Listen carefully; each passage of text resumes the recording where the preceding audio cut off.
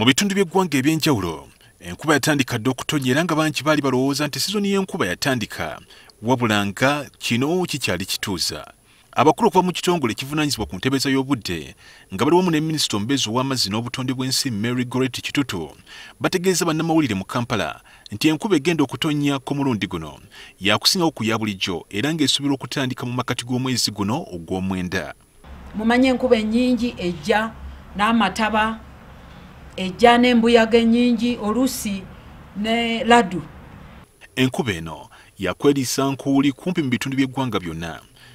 Era mu bitundu ebisinga mu nsi eno bigenda kufuna enkuba nnyingi.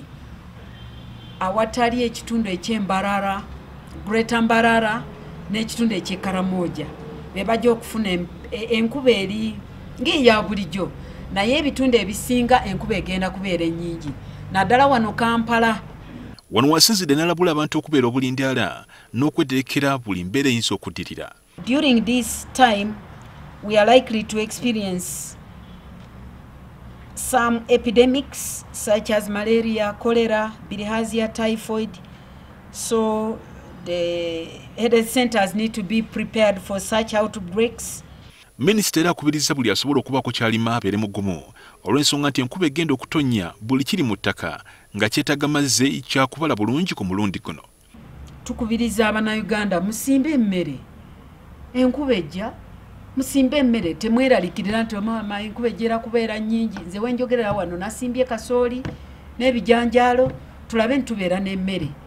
Mu bitundu ebiriraanye olusozi Elgon, enkuba eno eyolekedde okuleeta amataba ko n'ettaka okubumbulukuka nga babeera mu bitundu ebiri mu katyabaga ak'okubumbulukuka kw'ettaka balabudde okuseguka bafune gye beewogomako. Nkubira omulanga abantu bange bonna abali mu nsozi tuveeyo. Tombuuza nti ngendewa. Tulina where you can go. Mu Uganda eno buli ludda kwegamba buli nsonda yonna ojja kufunayo omuntu akulinako Oluganda. Naye okubeera omulamu kye kintu ekikulu.